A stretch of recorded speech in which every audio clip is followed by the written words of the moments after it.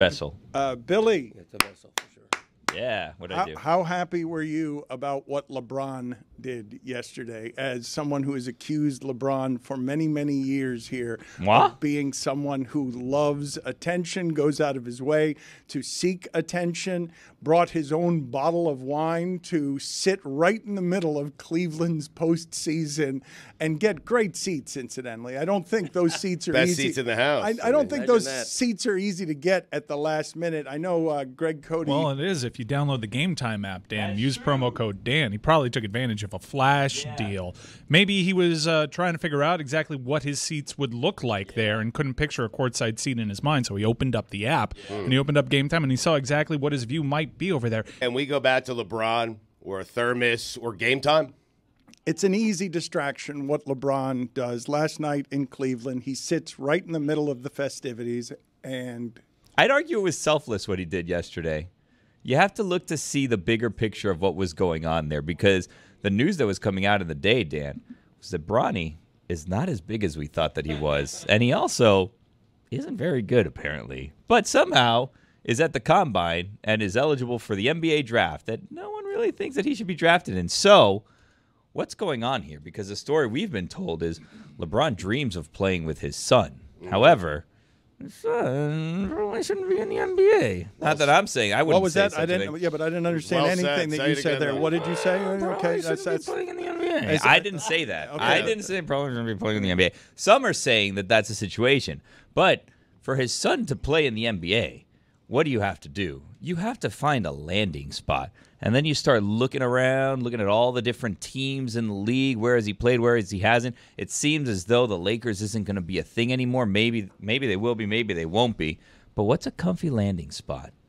Cleveland. Yep. Because if Bronny gets drafted and he goes to New York with the Knicks, they're having a great season this year. There's going to be expectations next year. And if Bronny's not that good, the Boo Birds are going to be coming out for Bronny James. You know what I mean? And you don't want that. So you go to a familiar place. Literally. A familiar place, family, home, the land, if you will. And who comes to the land? Not only their favorite son, their favorite grandson. Boom. Is coming with daddy. Is bringing daddy back home to finish his career where it started. A perfect storybook ending for the LeBron James career. And who did that? Bronny James did that. So no matter how bad he is and whether he belongs to the NBA or not, doesn't matter because he brought daddy home and he's there for the storybook ending. No Boo Birds for Bronny James if they return to Cleveland. Well, let's play this from last night, just the standing ovation. This is quite the turn if you've been watching the last 15 years. Cavalier fans, welcome back to Rocket Mortgage Fieldhouse from St. Vincent, St. Mary High School in Akron, Ohio. Number 23, LeBron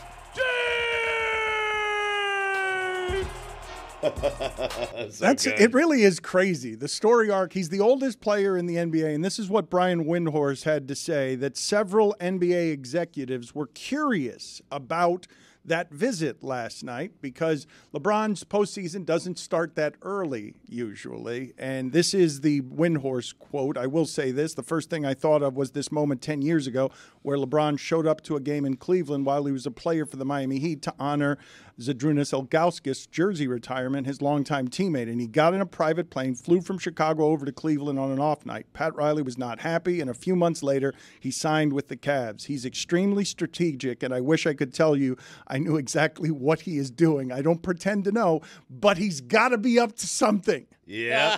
They retired Big Z's jersey? That's crazy. I mean, that's nuts. I mean, Memphis just retired Tony Allen. They had jersey. nothing until LeBron. Like, That is hilarious.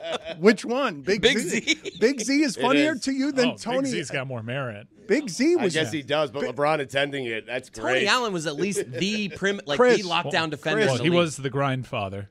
Chris, I don't know. I'm going to look up some stats during the break, but I'd argue that Big Z, after maybe Brad Daugherty, Big Z might be one of the best players in Cavs history. Yeah. Plus, it might have actually been a move to get LeBron back into the building. It worked. Yeah, just based on merit alone, they were probably like, he's on the edge, but LeBron played with him, and there's a chance he comes to the jersey retirement ceremony. Also, white pants for LeBron.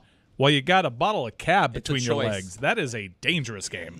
Well, I want to talk about all that because I don't imagine a lot of people would be allowed into that arena with a bottle of wine. That's crazy. It probably violates all kind of laws. Is there more precedent for that or for a 6'1" combo guard that averaged 5 points a game with a heart ailment entering the draft being talked about as a first rounder? Now, in fairness, Brian Windhorst came out and said, yes, he was undersized, but he was a lot better shooter than most people thought. And he was in great shape and actually had a good day yesterday. Just let me just for perspective. Say it again, because Stugotz wasn't listening. He was waiting for you to stop talking. He was waiting for the words to stop, the sounds to stop coming out of your mouth so that he could say what he wanted to say. But say it again. What is the precedent for someone who they told us was 6'4", but is actually 6'1.5", who averaged just 5 points a game in college and is entering the league with a known heart ailment? Right.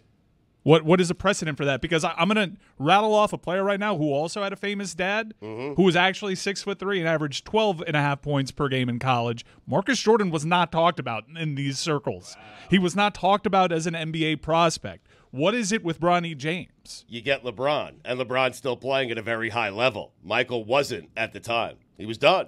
Michael was done. So you get Bronny just to get LeBron.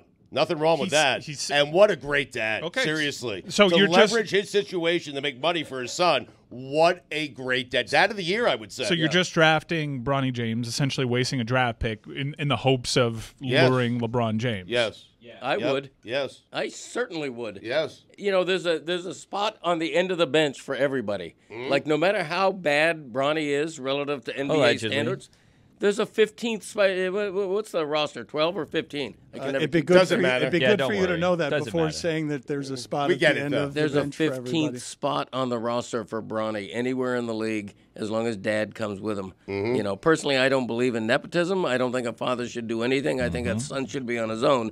But in this case, it's a package deal, and any team in the league would still love to have LeBron at age 40 next year, which is remarkable. Maybe the most remarkable thing in a remarkable career is that at age 40, he is still near the top of the game. Anybody would want him. Greg, we talked about this yesterday. What if this is the new Shabazz Napier, where you draft him thinking this leads to LeBron coming to your team, and then you just get Bronny James? He shot well yesterday, as Stugotz mentioned. He's also got a 42-inch vertical leap, which was one of the best at the Combine. Bert. And Shabazz Napier was also 6'1". Yeah. And what Mike Ryan is saying is correct. But LeBron exerting power is as the oldest player in the league. And I'm just going to read the last part of that sentence again, because Windhorst, if you've been following the history of this, Windhorst is and has become an exceptional reporter, but it all started with Windhorst covering LeBron in high school. Windhorst's entire career started covering LeBron better than anybody.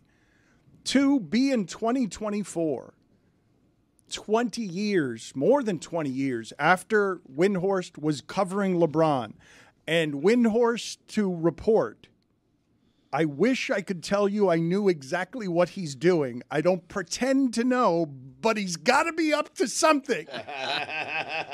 Is a tremendous report from LeBron's #1 insider as he gets a standing ovation in Cleveland. Again, I will tell you, Stugotz, it's a weird game for him to be at. You don't do that unless you know you're going to invite a lot of this attention that Billy says that he craves when we're not talking about him. At this point in the season and in his career, you tell me all the other times in the second round that we haven't been talking about him, because we're always on the court. Right. That's correct. Yes. And so he's going to find a way to get into that conversation, and it is one of his superpowers, the economy of relevance around him. It's not just the economy around him, which is enormous. He comes to a city and he makes it matter more, and he brings a ton of money with him, and he's underpaid no matter what you pay him.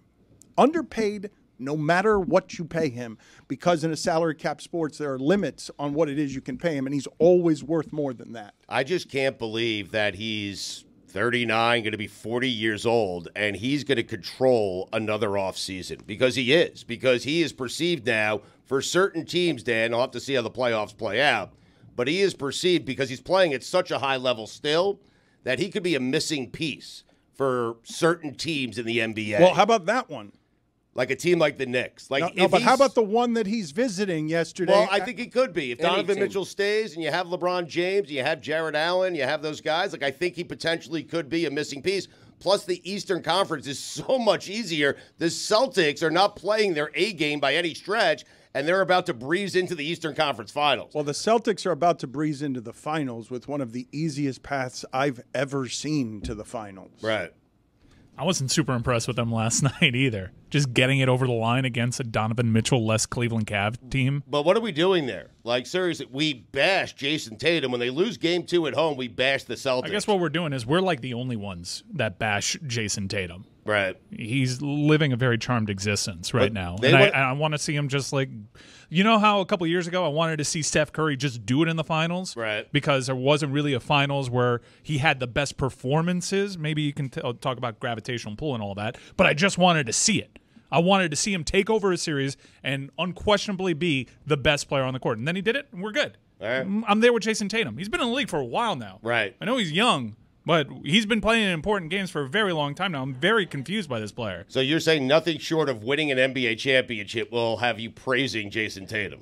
Like he has to do that. Well, but the thing is, just be really good. Like in the finals. If he loses to Jokic in the finals, who I think is maybe you could have an argument for greatest basketball player of all time, sure, but like go out like a soldier. I would say that I thought that you holding Steph Curry when you did to that standard was asinine, though I understand how and why you arrived there. And I would say that Jason Tatum's resume at his age is only missing that. His age, because he's 25, the number of Eastern Conference Finals, very few players of that age have that kind of winning that early in their career. Jordan didn't. No, Jordan did not have that kind of winning even that much because it doesn't happen for players that early. It doesn't happen. Anthony Edwards has a chance to do it, but what Tatum has done both statistically and with team success, super unusual for that age. He's been on really good teams, though. Jordan and LeBron but he's been the best player on those teams. Well, I mean, some people would say Kyrie was on that one team. Some people would say that. But I'm saying he had teammates like Kyrie and like Jaylen Brown. He's been the best player on teams that have had a lot of success at a very young age. Also, did that Kyrie team do much? I think that was like... They did a lot when he got hurt. It did not. Yeah, when Kyrie got hurt, they went to the Eastern Conference Finals. Yeah. So I think they actually performed better with him. It's kind of... You have to remind yourself that Kyrie was a Celtic at this point. Yeah. I want to talk a little more about the strategy in doing what he did yesterday in the middle of the playoffs. I have not seen LeBron James sitting courtside with his wife and a bottle of wine in the middle of playoff action very often in my life. And I don't believe that was just because he wanted a night out with his wife. I believe that the Windhorst report is right. Quote, he's got to be up to something. So you don't think that he sat down with his wife, we're bounced out of the playoffs, he looked at the calendar, he said, hey, Monday night, we have an open night. Let's take in a Cavs game. Maybe it was a Mother's Day gift. Yeah. Could be.